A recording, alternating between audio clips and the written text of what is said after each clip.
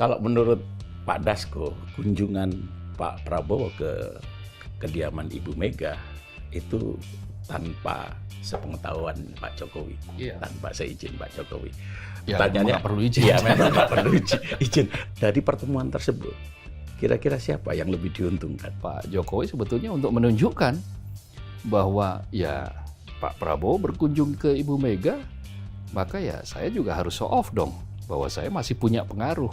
Ya wajar kalau para menteri itu berkunjungnya ke Pak Jokowi pada saat Pak Prabowo ke Timur Tengah. Kan ini tanda-tanda bahwa, oh ternyata masih ada dua bos ya. Oh ternyata masih ada matahari kembar ya. Pak Jokowi itu juga tidak akan serta-merta melepaskan pengaruhnya di pemerintahan. Kalau dia benar-benar Pak Prabowo itu lepas mandiri, bahaya juga Pak Jokowi itu. Apa? Karena kan kasusnya lumayan banyak. Iya, contoh. Misalnya apa Yang saja? terakhir yang lagi rame sekali soal Soal ijazah ijazah palsu. palsu.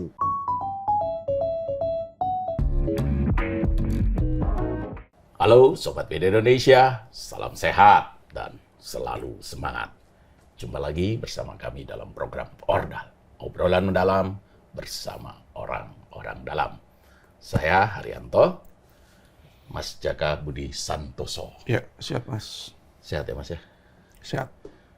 Kemarin waktu Lebaran, sowan kemana saja? Soal ke saudara yang tua. Ke bos. Ke bos. Punya bos nggak? Masih punya bos nggak? masih cuman ya bos-bos begitu. Nah, bos-bos kecil. Ya, bos-bos kecil.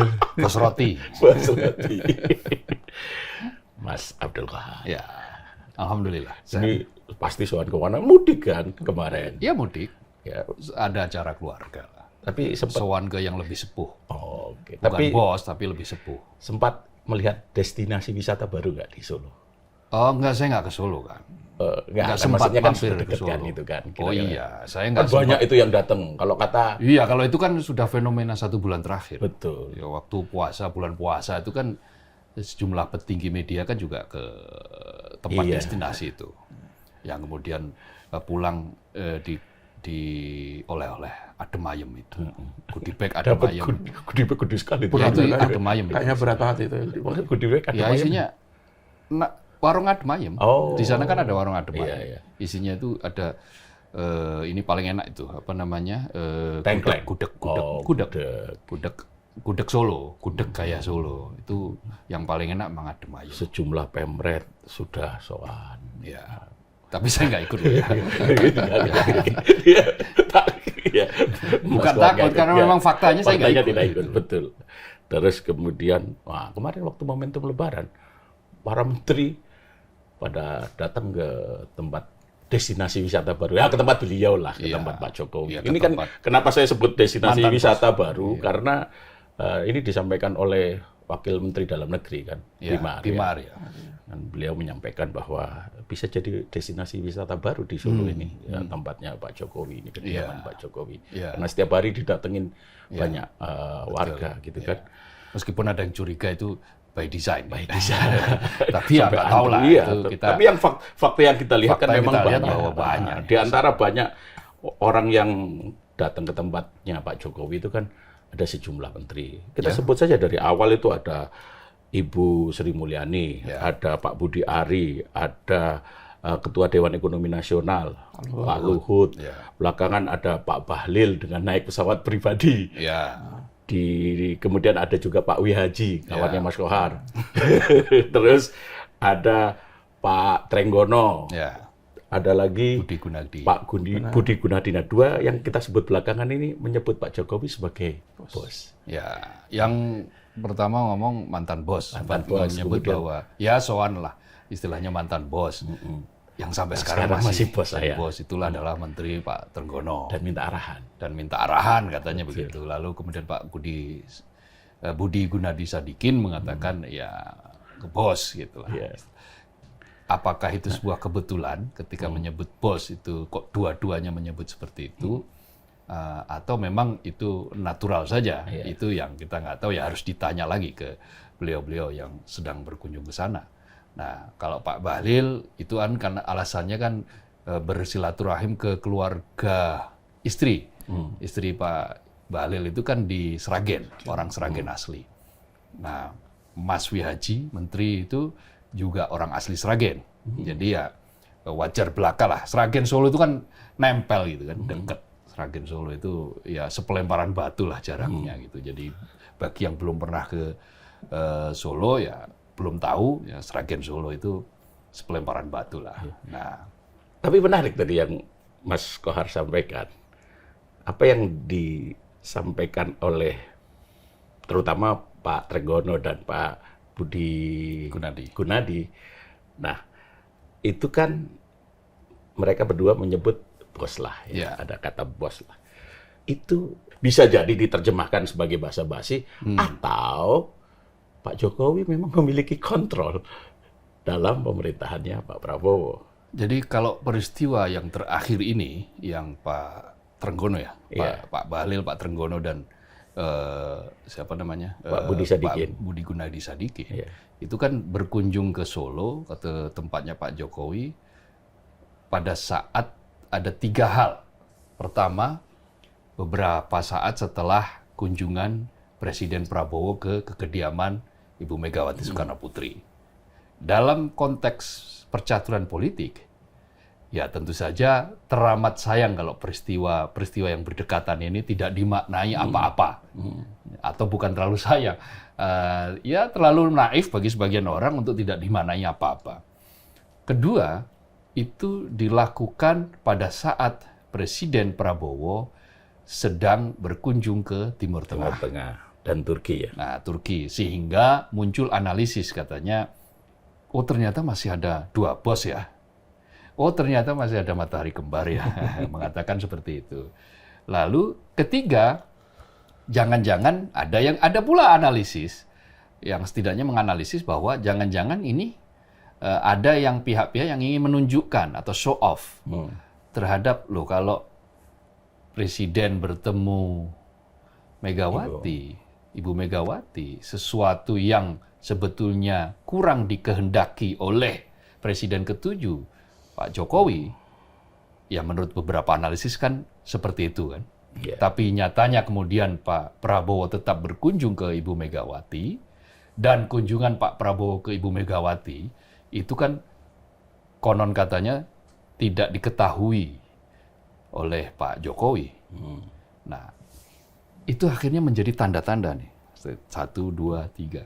Yeah. Beberapa analis politik mengatakan ini tanda-tanda bahwa hal yang pernah disebut terjadi, ada praktek semacam kayak matahari kembar itu memang betul adanya. Ada yang menganalisis seperti itu.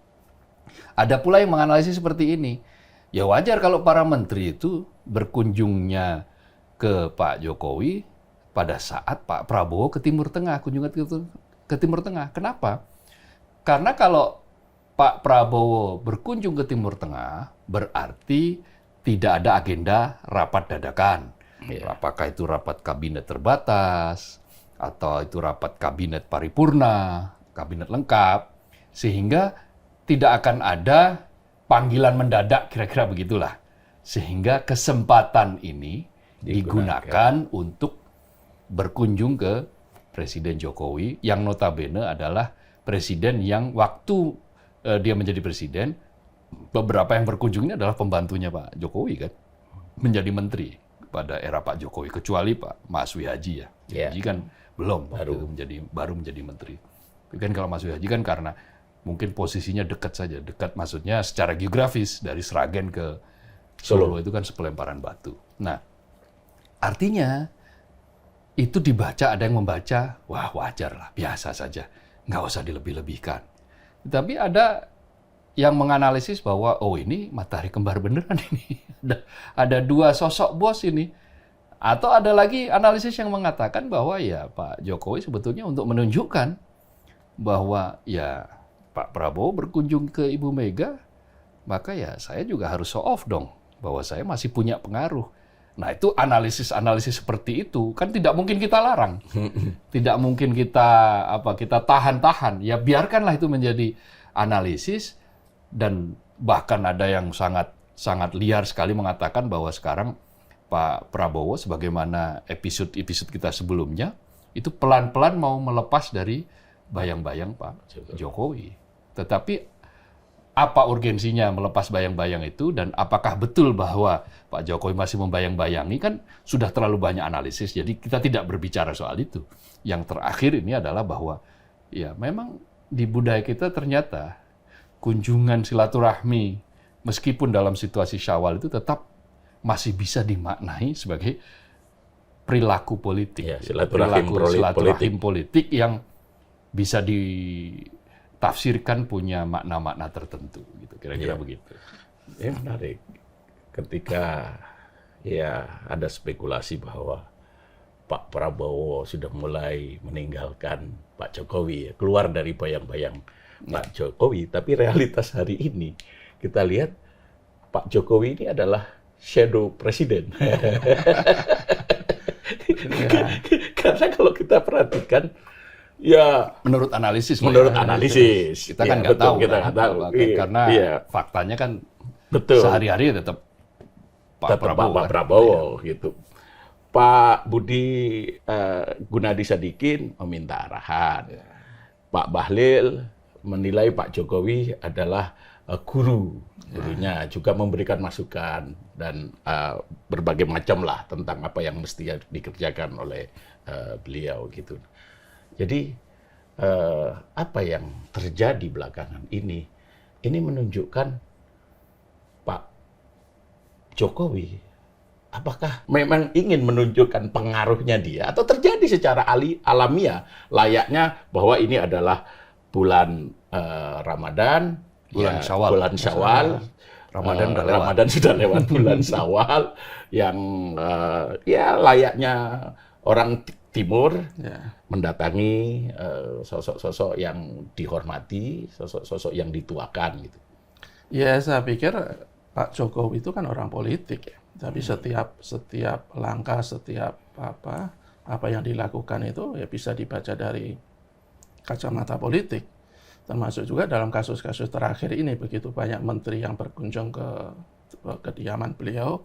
Secara pribadi sih saya pikir tidak ada persoalan, ya, karena ini kan suasana Syawal, Idul Fitri, Lebaran, sowan ke yang sepuh, sowan ke mantan bosnya untuk sekedar silaturahmi. Saya pikir itu sesuatu yang bagus.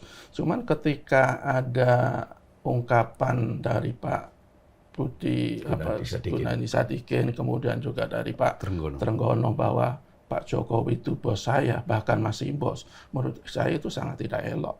Sangat tidak patut, sangat tidak layak keluar dari seorang menteri yang sekarang bosnya itu adalah Pak Prabowo. Bos itu cuma satu, tidak ada bosnya dua. Kecuali kalau ada bos tingkatan, bos paling atas, bos kedua, bos ketiga itu. Tapi ini kan kategorinya kan kategori presiden. Kan ada istilah bos kecil, bos besar. Tapi biasanya itu bos kecil, bos besar merujuk bapak dan anak. Jadi menurut saya ini sebuah lepas itu hanya sekedar basa-basi, ya. Meskipun itu basa-basi, menurut saya tidak layak lah keluar dari mulut. Atau jangan-jangan ini merupakan konfirmasi bahwa memang loyalitas sejumlah menteri ini ya terbelah. Tidak hanya ke Pak Prabowo yang semestinya satu-satunya presiden atau atasan yang loyalitasnya harus penuh ke dia, tetapi loyalitasnya itu juga terbelah ke Pak Jokowi. Itu kan ada dugaan-dugaan seperti itu, dan menurut saya ini agak ada indikasi mengonfirmasi ke sana lah, bagaimana seorang menteri terang-terangan Pak Jokowi itu masih bosnya, terang-terangan meminta arahan loh. Iya, betul. Harusnya kalau meminta arahan itu ya ke bosnya dong. Kalau dulu itu Pak SBY ya lepas ada kekurangan, tapi begitu dia lengser, dia itu tidak pernah ikut cawe-cawe sama sekali ke pemerintahan loh. Dia mengumpulkan menteri-menteri yang bekas-bekas menterinya itu terang benderang, terbuka, rame-rame, tidak satu-satu, dan seingat saya baru hanya 2 kali sejak dia lengser 2014 ya. 14. Pertama itu 2014, yang kedua itu 2019. 23. Oh, 23. Ya, itu pun dalam rangka Lebaran. Jadi rame-rame. Dan itu sama sekali di situ tidak dibahas soal politik, tidak ada istilah meskipun itu menterinya Pak Jokowi yang bekas menterinya Pak SBY tidak menyebut bahwa Pak SBY itu memberikan arahan, dia juga tidak meminta arahan ke Pak SBY. Tapi kalau sekarang kan enggak nih, terang-terangan meminta arahan, meminta nasihat. Menurut saya itu sebuah hal yang menurut saya sih dari sisi loyalitas kepada seorang presiden kok itu tidak baik. Dan sekali lagi ini mengindikasi atau bisa jadi mengonfirmasi bahwa memang benar ada matahari kembar, meskipun selama ini banyak yang membantah Pak Jokowi menolak mentah-mentah, Pak Prabowo menolak keras-keras, tetapi faktanya dan mungkin perlu kita ingat juga tidak hanya di momentum Lebaran ini kan, sebelumnya itu kan beberapa kali bahkan boleh dibilang agak sering kan menteri-menterinya Pak Prabowo itu berkunjung sopan ke Pak Jokowi, Budi Ari itu beberapa kali tercatat. Kemudian juga Pak Julhas dan kemarin rombongannya termasuk Pak Julhas ya gitu. Dan dia menyebut juga minta Pak Julhas itu juga bilang minta soal arahan segala macam. Pak Pratikno juga. Kedekatan geografis tadi. Ya, jadi menurut saya begini, harus ada yang sadar diri, ada juga yang tahu diri. Yang sadar diri itu harusnya Pak Prabowo itu segera sadar bahwa posisi dia sebagai seorang presiden itu ada dugaan ya loyalitas ke dia yang dilakukan oleh menteri-menterinya itu patut dipertanyakan. Yang harus sadar diri siapa? Ya sudah tidak berkuasa. Ya sudah tidak berkuasa ya sudah gitu loh. Tidak usah ikut campur tangan meskipun di permukaan secara tidak langsung. Ya sudah, kalau sekali saya agak apresiasi dengan Pak SBY ya begitu dia lengser, dia sama sekali tidak ikut campur tangan. Bahkan dia bilang mantan presiden itu sebenarnya nggak usah banyak bicara. Jadi mudah-mudahan Pak Prabowo ini segera sadar bahwa dia harusnya sekali lagi harus menjadi presiden yang otentik, presiden seutuhnya, yang tidak lagi berkuasa ya seharusnya ya tahu diri. Jangan lagi memberikan peluang-peluang bagi anak buahnya presiden yang sedang berkuasa untuk membelah loyalitasnya. Tapi kan gini, Mas. Kan Pak Jokowi juga tidak bisa menutup pintu rumahnya untuk tidak dikunjungi. Kalau ada inisiatif warga yang berdatangan ke rumah Pak Jokowi, ada inisiatif dari para menteri yang dulu bekas anak buahnya Pak Jokowi datang ke rumah beliau, tidak bisa ditolak kan? Ya jelas nggak bisa. Itu teman sampai juga ada tuh yang mantan fotografer itu, yang senior saya di kampus itu juga ada tuh dulu yang militan.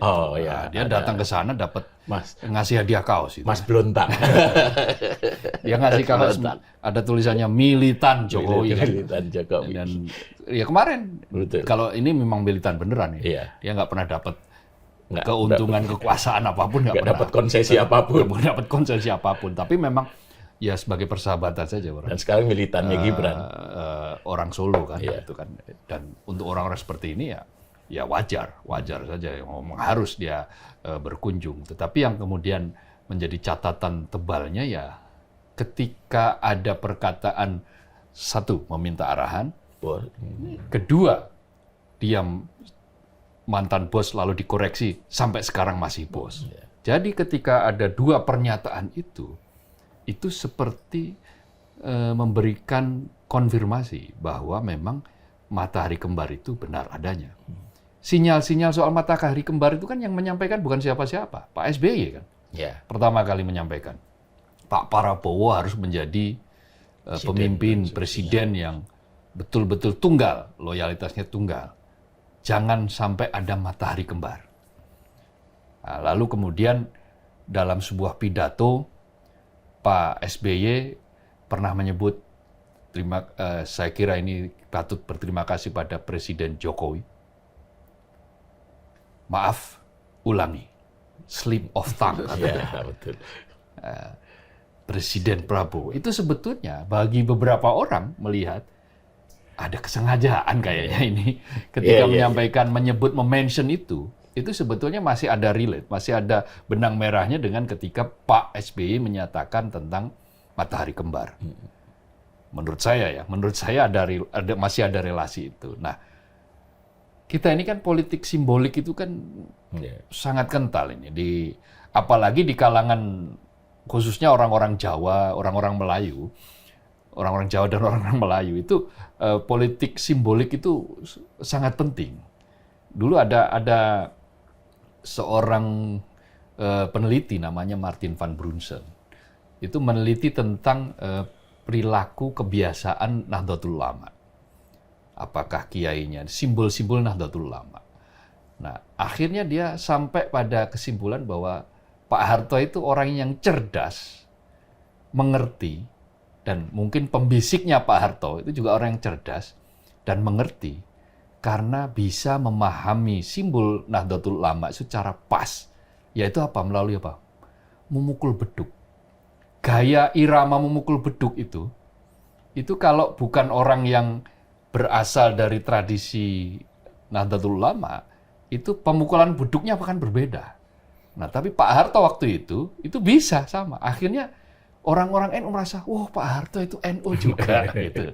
Meskipun Pak Harto dalam beberapa pengakuannya mengatakan bagian dari Hizbul Wathan, kepanduan Muhammadiyah. Nah, jadi permainan simbol itu selalu dilekatkan di dalam politik di Indonesia, termasuk juga dalam konteks ini.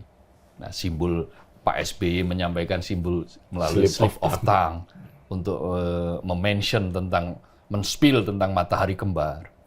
Lalu beberapa menteri mengatakan simbol bahwa ini mantan bos saya dan masih bos saya. Gitu. Itu berarti ada double loyalty, ada loyalitas yang ganda itu kan. Lalu kemudian ya simbol-simbol Pak Prabowo bertemu Ibu Mega, lalu beberapa saat kemudian Pak Jokowi seperti mengumpulkan para mantan pembantunya yang termasuk yang di-endorse kepada Pak Prabowo, dan ketika keluar kan mereka rata-rata sama itu mengatakan minta arahan dan and so on dan seterusnya, guru saya dan seterusnya. Itu semua adalah simbol-simbol bahwa memang perebutan pengaruh itu masih terjadi. Ingat loh, wakil presiden sekarang kan putra dari presiden ke-7, Pak Jokowi. Bagaimanapun Pak Jokowi punya dalam langkah politiknya pasti ada kehendak untuk memberikan perlindungan lah ya kepada Mas Wapres, Pak Wapres Gibran Rakabuming Raka. Nah, dalam konteks itu, di dalam tarik-menarik politik itu kan selalu ada gaya permainan seperti kayak teori bubur panas itu. Teori bubur panas itu kan memakannya dari pinggir. Kalau kita langsung colok, bubur masih panas, colok dari tengah, meleleh itu lidah kita kan. Makanya dimulai dari pinggir kan, dari samping. Nah, dari samping itu dari mana ya? Dari lingkaran-lingkaran yang agak jauh dulu, lalu mendekat. Nah, lalu akhirnya pada titik itu di situ. Ya, kita ketahui Pak Jokowi orang Solo, Pak SBY orang Pacitan, Jawa Timur, Ibu Mega orang Blitar atau Surabaya, katakanlah gitu ya, Surabaya Pak. Bung Karno kan Surabaya sebetulnya. Makamnya aja di Blitar, tapi kelahirannya Surabaya. Lalu Pak Prabowo orang Banyumas. Artinya Jawa juga masih judulnya meskipun agak lebih terbuka gitu ya. Nah, model-model seperti ini, simbol-simbol seperti ini, itu kita saksikan sekarang itu, dan sepertinya ini akan menarik ini. Ke depan ini akan menarik. Menariknya bagaimana? Saya melihat kok Pak Prabowo itu sedang berusaha keras untuk nanti selanjutnya itu untuk betul-betul berdiri kokoh sebagai presiden seutuhnya, sebagaimana yang dikehendaki oleh Mas Jaka. Makanya itu kan.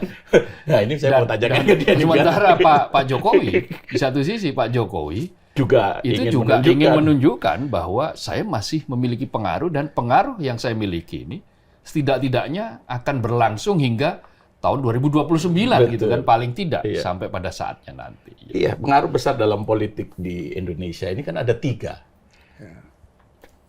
Porosnya Pak Prabowo, porosnya Pak Jokowi, dan Ibu Mega. Makanya menjadi menarik ketika Pak Prabowo mendatangi kediaman Bu Mega untuk bersilaturahim. Kan setelah itu kan kemudian muncul tuh berbagai macam spekulasi. Ini kan yang juga menarik adalah Pak Prabowo belum sempat untuk bersilaturahim ke tempatnya Pak Jokowi, ke Solo. Seperti halnya yang Sudah diwakili putranya kan. putranya juga datang ke tempatnya Bu Mega, Bu Mega, iya, gitu kan. Nah, bacaannya ini kan banyak jadi ya kan, multitafsir. Apalagi itu kan pertemuan itu kan kesannya kan agak mendadak ya. Betul. Ya, jadi ketika ada pertemuan yang tidak meskipun keinginan agar kedua tokoh ini Pak Prabowo dan Bu Mega itu bertemu itu sudah jauh-jauh hari dilontarkan sejumlah pihak, tapi pertemuan terakhir kemarin itu kan ya kesannya ya mendadak. Jadi kalau sebuah pertemuan mendadak berarti ada sesuatu yang krusial, ada sesuatu yang penting.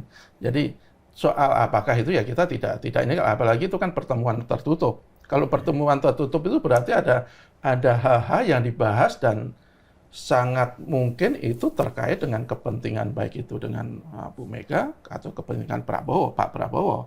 Kepentingan apa itu ya kita tidak tahu kan, karena sekali lagi itu tertutup dan mendadak. Tapi apapun begini, jadi menurut saya Pak Prabowo itu masih melihat bahwa Bu Mega itu bahwa ya faktor yang cukup menentukan dalam perpolitikan Indonesia, dalam apalagi dalam menghadapi tantangan yang sangat berat kan, baik tantangan ekonomi maupun tantangan politik, baik dari luar maupun dari dalam negeri. Jadi saya pikir Pak Prabowo perlu dukungan yang lebih konkret dari Bu Mega, dengan harapan bisa jadi ke depannya ya dia dalam rangka untuk menjadi presiden seutuhnya itu.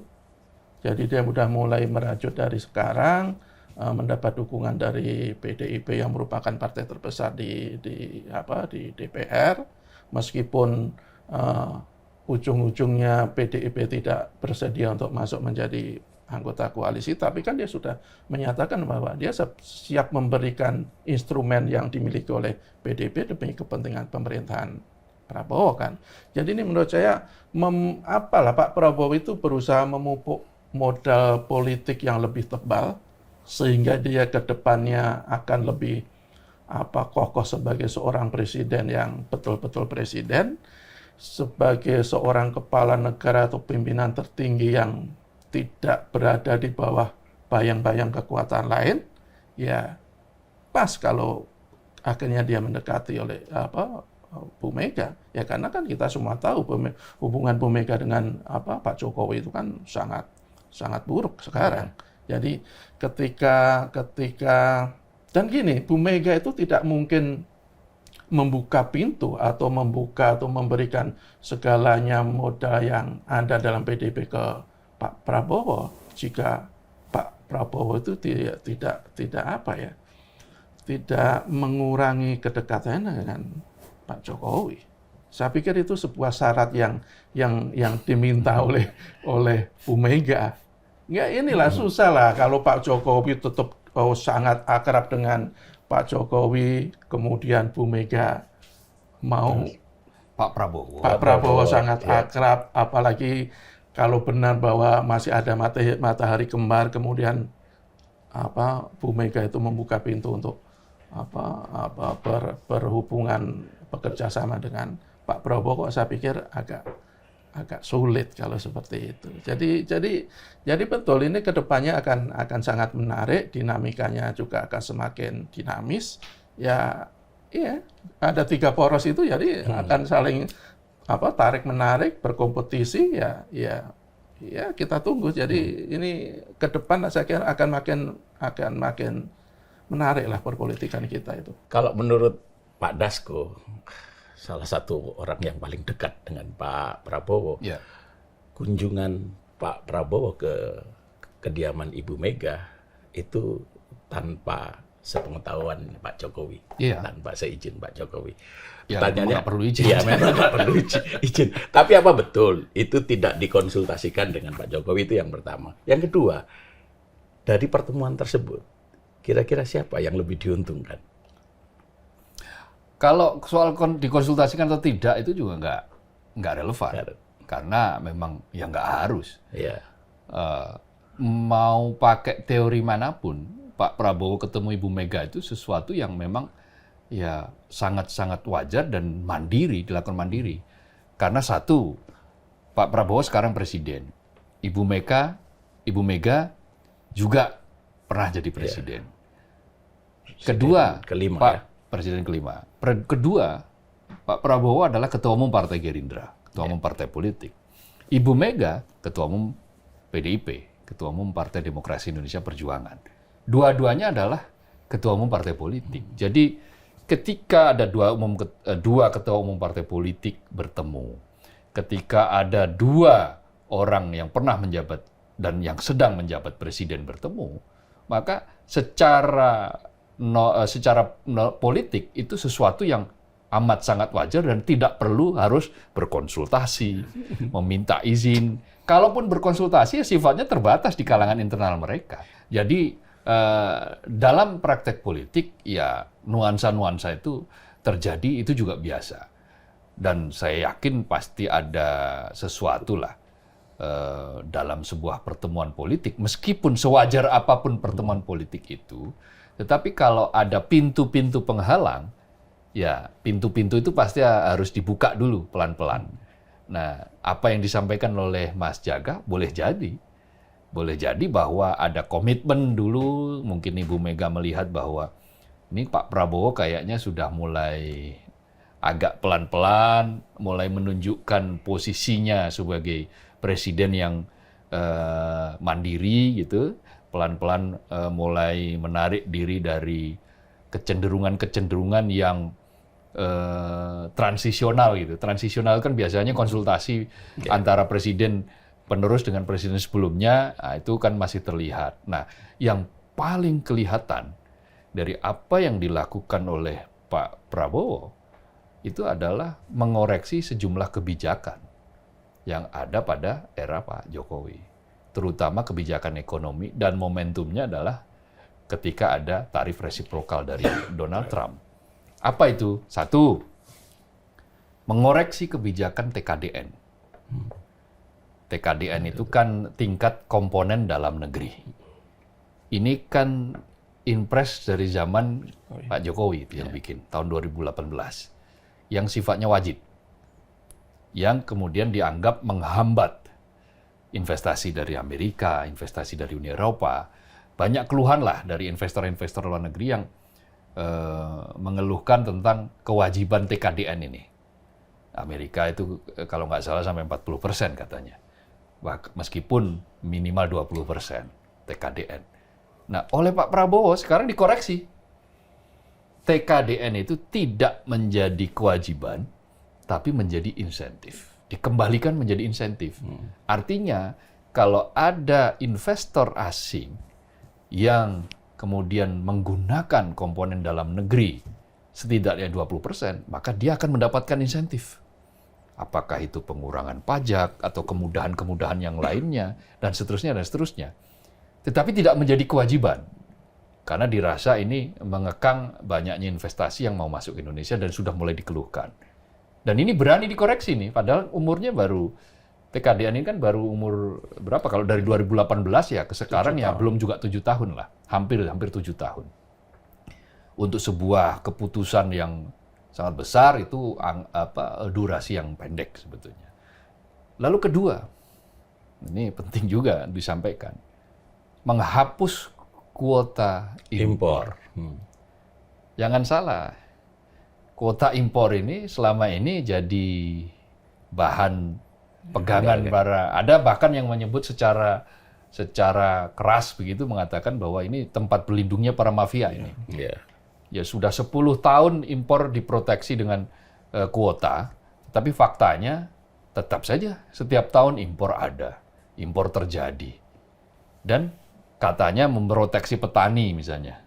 dengan kuota impor itu tidak ugal-ugalan impor. Di faktanya bawang merah beredar luas sehingga petani Nganjuk, petani Brebes yang di sana menjadi area sentralnya bawang merah tetap mendapati ada bawang merah dari Cina, dari Tiongkok yang terjual secara bebas. Nah, ini kan menunjukkan bahwa kuota impor ini kan menjadi bahan mainan akhirnya. Hanya untuk dijadikan mainan para pemburu rente. Nah, yang kemudian kita saksikan. Nah, ini kemudian dihilangkan sama sekali. Orang bebas mengimpor, silahkan. Tetapi harus melihat keseimbangan. Nah, dengan pembebasan impor, maka nggak ada lagi mafia itu. Ini yang paling mengeluh mafia ini. Nah, dan juga siapa yang membuat kebijakan waktu itu kuota impor? Kan selalu berada di tangan Kementerian Perdagangan, Kementerian Perindustrian, terutama adalah Kementerian Perdagangan.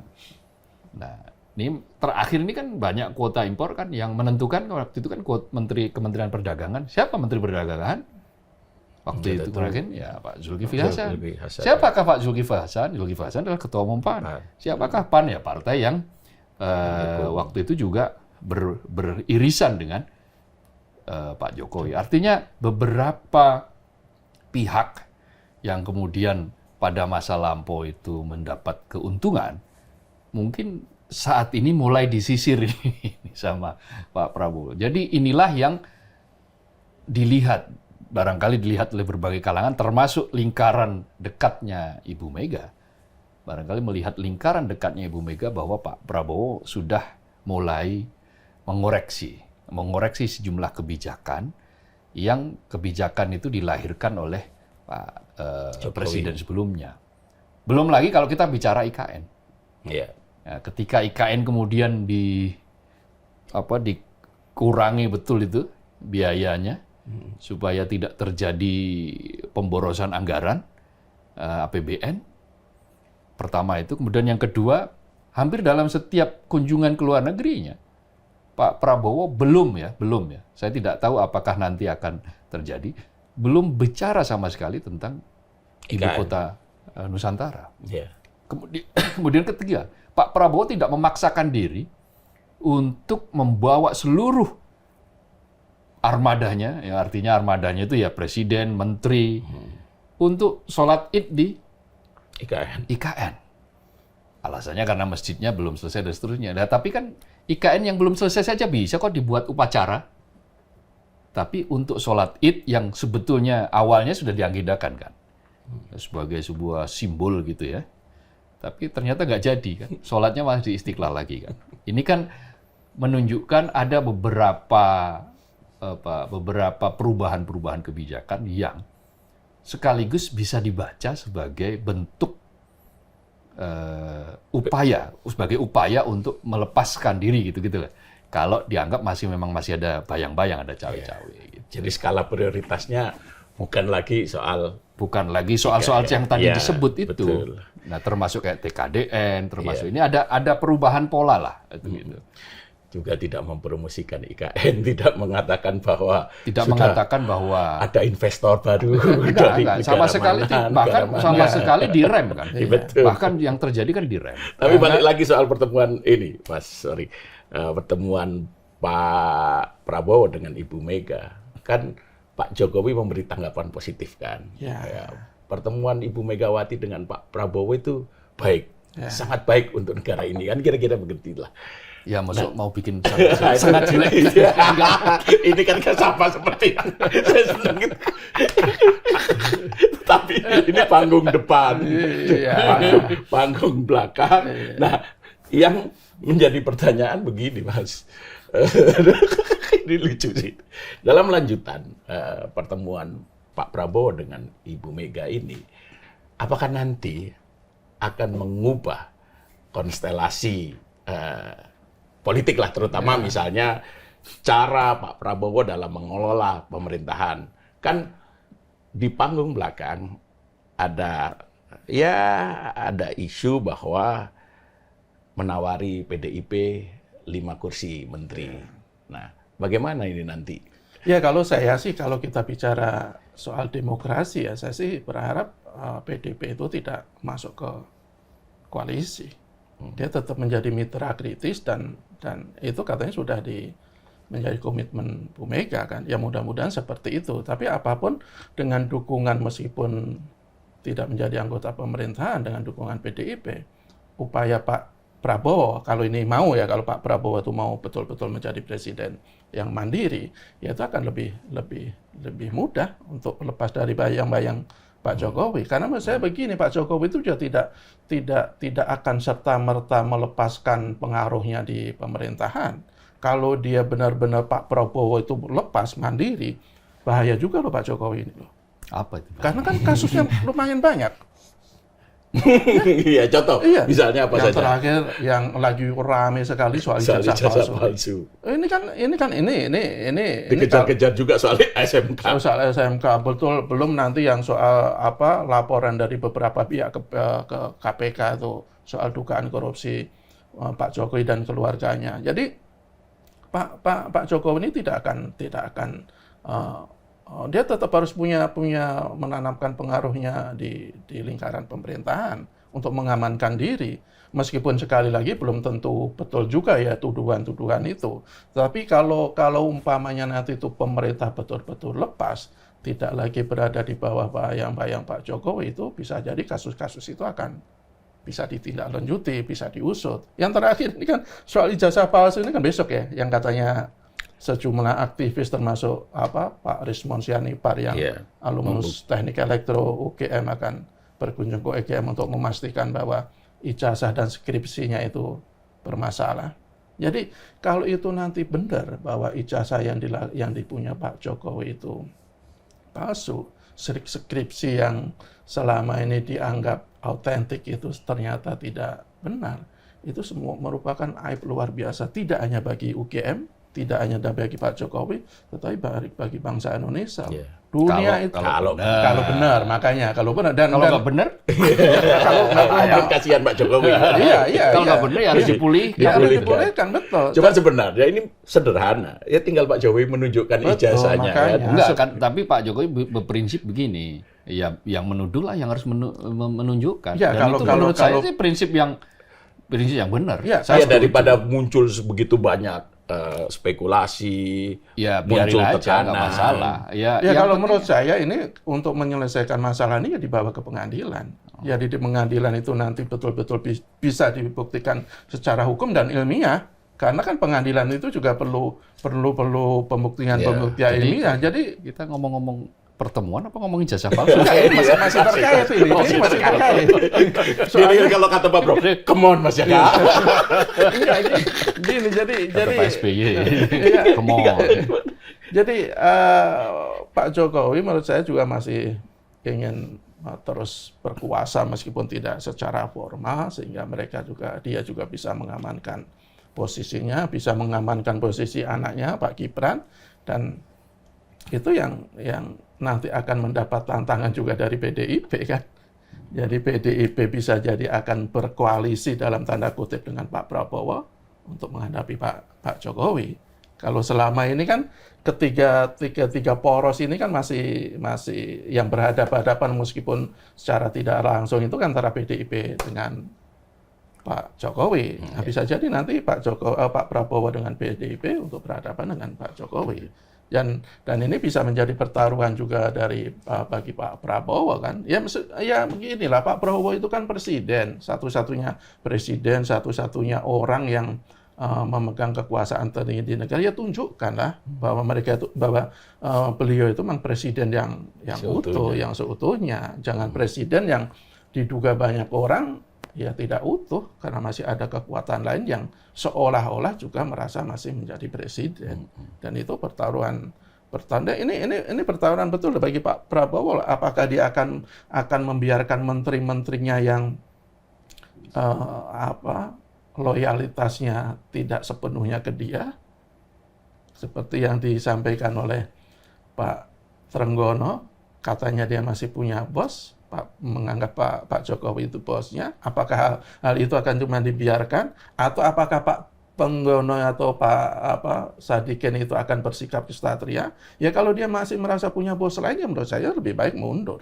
Tidak ada dalam istilahnya seorang menteri itu punya bos dua. Ya bosnya ya satu, presiden yang berkuasa saat itu, saat dia menjadi menteri.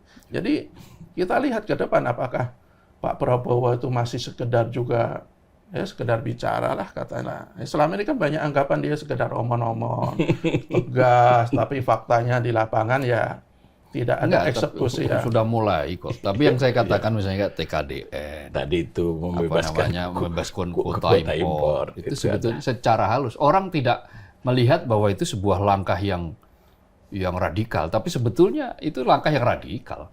Langkah yang sangat, menurut saya sangat penting itu, sangat keras. Sehingga cuma efeknya bukan efek politik. Itu tindakan bukan tindakan politik, tindakan ekonomi.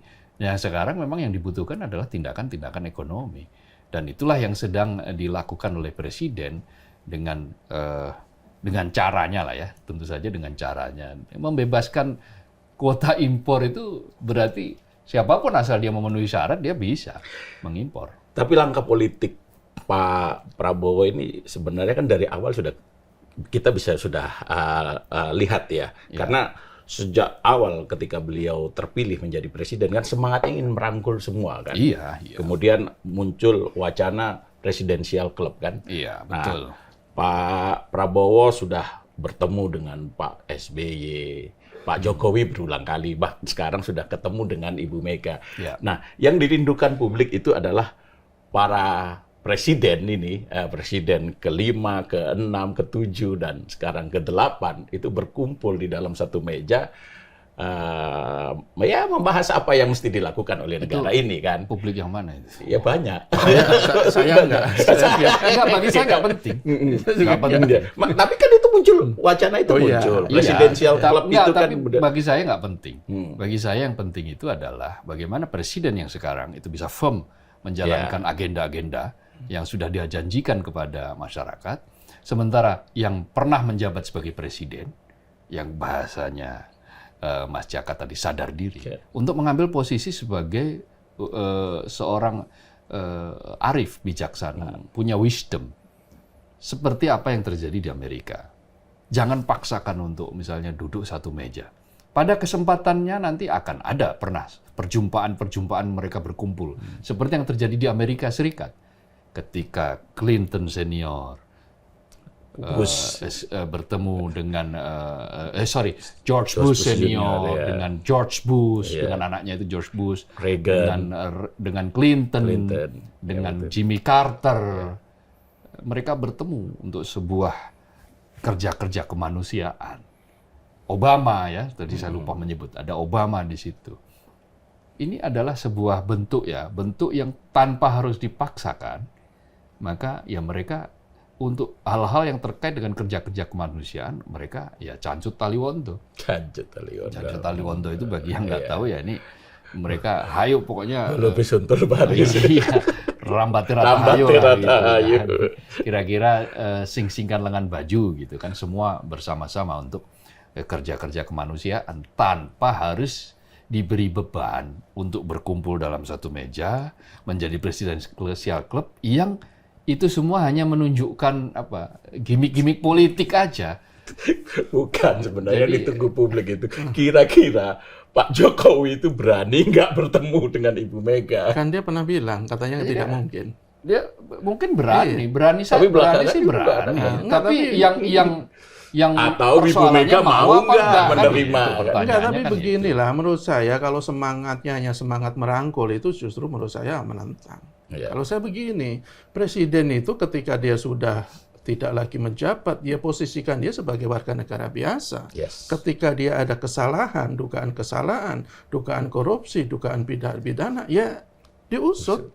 Jangan hanya karena atas nama politik akomodatif, politik kebersamaan, kemudian kesalahan-kesalahan yang dilakukan oleh para bekas-bekas pejabat itu kemudian dilupakan. Mungkin saatnya kita tuh mencontoh Korea Selatan lah. Kenapa mereka itu bisa maju ya karena sikap tegas mereka terhadap pelanggaran-pelanggaran yang dilakukan oleh siapapun, termasuk oleh mantan presiden. Presiden. 5 dari 7 presiden Korea Selatan itu masuk penjara, korupsi. Dan itu sebenarnya yang harusnya dilakukan di negara kita. Jadi menjadi pembelajaran bagi calon-calon pemimpin ke depan untuk tidak main-main ketika dia sedang berkuasa. Kalau sekarang kan enggak. Begitu begitu mereka lepas menjadi presiden, yang ditonjolkan, yang diingat-ingat itu jasanya, legasinya. Kita tidak pernah mempersoalkan apa kesalahan yang dia lakukan, apa kebijakan yang menyengsarakan rakyat. Ada pepatah mikul dur mendem jeruk. Ya, menurut saya itu sudah ketinggalan zaman. Bukannya ketinggalan zaman, tidak selamanya pas untuk diterapkan ke semua kasus lah. Iya, Kalau menurut saya saya jadi ingat kidungannya Cak Kartolo. Wong Jawa sing lali Jawa. Masa kalau orang Jawa yang lupa. Jawa yang sudah keluar dari adat-adat ketik. Jadi mikul dur mendem jeruk itu sebetulnya praktek yang dijalankan justru oleh Nelson Mandela menurut saya. Dia memaafkan, meskipun tidak melupakan. Itu prinsipnya sederhana saja kok. Mikul dur mendem jeruk itu memaafkan, tetapi tidak melupakan. Bukti tidak melupakannya adalah ya kalau dia bersalah ya nyatakan bersalah. Perkara setelah bersalah kemudian presiden mengampuni itu soal lain. Seperti yang terjadi pada Pak Harto. Pak Harto kan memang prosesnya panjang, belum sempat masuk ke pengadilan, tetapi kan sempat diadili Pak Harto. Sempat jadi tersangka. Sempat jadi tersangka meskipun kemudian akhirnya dianggap itu sebagai bagian dari kemanusiaan kita sebagai sebuah negara yang punya prinsip tadi itu, mikul dur mendem jeru, dan karena proses Pak Harto yang sakit maka dilakukanlah itu penghentian penyidikan kan. Karena tidak mungkin untuk dilanjutkan, dan mungkin juga jasa-jasa sebagai presiden ya tetap harus diingat lah. Nggak mungkin kita melupakan, ya sudahlah, yang kesalahannya aja yang ditonjolkan, kita lupakan saja jasa-jasanya, nggak juga. Itu beda, itu prinsipnya. Jadi memaafkan itu memang berat. Memaafkan itu berat. Meminta maaf itu mudah. Bagi beberapa orang mungkin juga berat, tapi jauh lebih mudah meminta maaf daripada memaafkan. Tetapi kalau kita bisa memaafkan, kata Quran surat Ali Imran, nah itu adalah bagian dari orang yang bertakwa. Ya, sama juga, dibohongi itu berat. Tapi kalau terus-terusan dibohongi itu jauh lebih berat. Iya, saya pikir ini kita bicara soal negara. Iya, betul. Memaafkan itu mungkin secara pribadi, ya, tapi ya itu tadi. Nelson Mandela itu, dia bisa memaafkan orang-orang memenjarakan dia. Iya, tapi setelah itu. Tapi dia kemudian membentuk sebuah tim yang namanya tim rekonsiliasi kan. KKR, kebenaran, ya semacam itulah, KKR. Semacam komisi kebenaran dan rekonsiliasi, kira-kira begitu. Dan tetapi tidak dilupakan bahwa dan setelah ini punya kejahatan. Pemimpin Afrika Selatan itu ya begitu dia bersalah ya ditindak secara hukum. Mestinya itu yang dilakukan negara kita gitu. Nah, kita kan presumption of innocence bahwa ya mantan-mantan presiden kita kan ya nggak ada yang bersalah. Tapi kalau ada yang menuntut ya monggo silahkan. Ya, mesti dibuktikan di pengadilan. Di proses. Gitu. Oke lah, Mas Jaka. Balik lagi soal pertemuan Pak Prabowo dengan Ibu Mega. Ini kira-kira akan berlanjut nggak ke pertemuan-pertemuan berikutnya yang lebih intens, yang kemudian menghasilkan kerjasama politik? Ya, saya kira tergantung Pak Prabowo. Apakah dia akan tetap seperti yang diinginkan Bu Mega atau enggak. Kalau umpamanya Pak Prabowo itu nanti mungkin kembali lagi ke setelan awal, umpamanya masih ini dengan Pak Jokowi, saya pikir Pak Bu Mega juga akan pelan-pelan akan menarik diri lagi. Karena ya kalau kita lihat Bu Mega dengan Pak Jokowi itu betul-betul kayaknya udah susah, hampir mustahil untuk dilengkapkan kembali lah ya. Tahu sendiri kan Bu Mega kan. Jadi ya kalau Pak Prabowo itu masih, tapi menurut saya begini juga, kita juga perlu mengingatkan agar pertemuan itu jangan menjadi jual beli kepentingan antara kedua pihak. Betul. Kepentingan pribadinya Pak Prabowo, kepentingan pribadinya Bu Mega. Umpamanya boleh jual beli tapi kepentingan rakyat. Ya, boleh jual tapi kepentingan rakyat. Tapi kalau kepentingan pribadi atau kepentingan partai, ya saya pikir ya itu kan justru sesuatu yang sangat kita inginkan. Umpamanya kemarin Bu Mega minta Pak Prabowo untuk campur tangan dalam kasus penanganan hukum Hasto misalnya itu kan jangan sampai seperti itu. Jadi, dan tetap berjalan kan? Dan tetap berjalan dan mudah-mudahan seperti itu. Jadi sekali lagi itu tergantung Pak Prabowo. Apakah nanti Pak Prabowo itu, saya sih agak nggak terlalu berani lagi ya untuk terlalu berharap kepada Pak Prabowo untuk betul-betul menjadi presiden mandiri ya, paling tidak sampai sekarang, karena sinyal-sinyal yang sebelumnya sudah ada atau faktanya juga nggak jadi kenyataan juga kan. Ya mudah-mudahan ini belum setahun. Ya, tapi kita tunggu dulu setahun. Tapi betul bahwa kita tidak bisa menghakimi atau tidak bisa menilai Pak Prabowo itu gagal atau berhasil. Tetapi kita bisa menilai prosesnya seperti apa. Dan harus kita katakan, menurut saya proses yang selama ini hampir lebih dari 6 bulan ya menurut saya masih jauh dari harapan sih. Banyak hal yang menurut saya cukup mengecewakan dari Pak Prabowo kan. Salah satunya soal komitmen dia untuk memberantas korupsi. Terakhir kan kita tahu sendiri bagaimana seorang ketua pengadilan negeri suap 60 miliar. Ya. Dan saya pikir dugaan. Dugaan. Dan dugaan. Saya pikir itu bukan pertama dan terakhir. Itu akan terus terjadi. Dan itu semestinya menjadi concern luar biasa bagi Pak Prabowo seorang presiden. Jangan malah dia merasa kasihan dengan kerabat atau anak koruptor. Kasihan ke rakyat lah. Kasihan ke ratusan juta rakyat. Kalau umpamanya kasihan ke anak koruptor, ya nanti negara bisa kok memberikan bansos ke anak-anak koruptor itu. Kalau aset-aset koruptor itu disita, kasihlah bansos setiap bulan berapa ratus ribu kalau dapatnya. Masukkan ya nanti dalam list kan. Ini anak kalau memang sudah miskin betul. Atau sudah miskin betul kan. Atau nanti dapat apa PKH atau apa itu ya uang lah, pokoknya beras berapa kilo gitu ya nggak apa-apa. Tapi bukan berarti karena kasihan kepada anak koruptor kemudian untuk tidak melakukan terobosan luar biasa dalam upaya memberantas korupsi. Jadi kita berharap Pak Prabowo, ya saya terus terang sekali lagi saya nggak terlalu berani untuk memprediksi apa langkah berikutnya dari Pak Prabowo. Nah itu terkait dengan hubungan Pak Prabowo dengan Pak Jokowi ya. Apa yang disampaikan oleh Pak Prabowo itu agak berbeda dengan kebijakannya. Seperti yang tadi Mas Kohar sampaikan. Ya selama ini kita tahu bahwa Pak Prabowo itu mengatakan Pak Jokowi adalah guru politiknya, bahkan menyebutkan hidup Jokowi. Kan? Ya. Tapi anggaran di IKN dikurangi jauh loh, gitu. Terus kemudian soal tadi itu pembebasan kuota impor dan sebagainya. Nah, ini apakah akan berlanjut dengan mengucapkan di depan panggung atau di depan publik hidup Jokowi, kemudian di dalam tindakannya menghilangkan atau mengurangi kebijakan-kebijakan yang dulu pernah dilakukan oleh Pak Jokowi. Jangan lupa, politik simbolik itu nyata. Praktek bahwa simbol-simbol politik itu ada. Jangan selalu silau dengan panggung depan. Kita harus menyelidiki sampai panggung belakang. Bahkan sampai sejarah itu. Ke belakang itu seperti apa.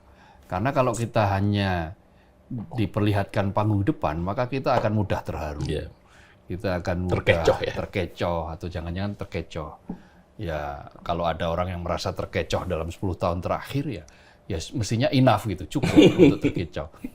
Karena yang dilihat adalah panggung depan. Tetapi kalau kita menelisik sampai lebih jauh, sampai panggung belakang, mestinya kita nggak terkecoh. Orang boleh, atau Presiden Prabowo boleh teriak hidup Jokowi berkali-kali. Mengatakan itu, terserah. Tetapi ketika tindakannya itu adalah mengoreksi kebijakan yang lama, itu jauh lebih penting menurut saya. Jauh lebih penting. Karena apa? Teriak hidup Jokowi itu adalah bentuk penghormatan secara simbolik terhadap sosok yang pernah berjasa mengantarkan Pak Prabowo menjadi presiden sekarang. Jadi ada porsinya dia memberikan penghormatan ya dalam bentuk sanjungan, dalam bentuk yang ngewongke dalam secara declare, secara terang-terangan kepada publik Tetapi apakah yang dijalankan sehari-hari itu sesuai dengan apa yang dulu diimpikan? Buktinya TKDN dikoreksi. TKDN itu betul-betul produk yang waktu itu jadi andalannya Pak Jokowi loh. Dikoreksi. IKN dikoreksi. Kemudian kuota impor dikoreksi. Jadi beberapa tindakan-tindakan, kecuali mungkin ada beberapa langkah-langkah. Ya sekarang ketika kejaksaan itu seperti kuat sekali kan sekarang, diperkuat. Jangan-jangan itu juga bagian dari koreksi. Yeah. Karena dulu bandulnya kan terlalu di KPK. Betul. Nah, semua orang melihat bahwa KPK yang sekarang kan komisionernya adalah dihasilkan oleh pemerintahan sebelumnya kan. Nah, jangan-jangan nih bandul ini kemudian dibuat seimbang, diarahkan juga ke Kejaksaan Agung, ingin mengembalikan institusi penindakan yang sebetulnya institusi penindakan yang awal itu kan memang Kejaksaan Agung kan, karena korupsi kita sudah kebangetan, maka dibikinlah KPK gitu kan sebagai lembaga khusus karena korupsi sebagai extraordinary. Nah, kalau kemudian nanti Kejaksaan Agung bisa menjalankan katakanlah fungsi-fungsi yang sangat kuat, nah, jangan-jangan ini juga bagian dari koreksi. Ya, kita tidak tahu siapa yang kemudian nanti akan ditarik-tarik dalam pusaran kasus yang kita amati saja, misalnya kayak pengadilan ini dan seterusnya. Jangan-jangan ada belum benang merah, mungkin benang hitam, benang hijau, benang biru. Itu lagunya Maggie Z kalau benang biru itu ciptanya Fasadat. Indah biru. Nah, jadi menurut saya ke depan kita akan banyak menyaksikan. Saya masih punya keyakinan seperti yang saya sampaikan dalam episode-episode sebelumnya. Pada saat yang pas atau tepat nanti akan kelihatan upaya untuk memisahkan diri itu akan kelihatan. Oke, Mas Jaka, cukup ya? Cukup lah. Oke, cukup. Ada puisi-puisi atau kali ini kata mutiara? Nggak ada. Kali ini kata mutiaranya mikul dulu mending. Oke, baik Sobat di Indonesia. Ya, mari kita mikul dulu minum jeruk. Tapi tetap hukum di atas segalanya. Demikian perbincangan kami, semoga bermanfaat. Salam sehat.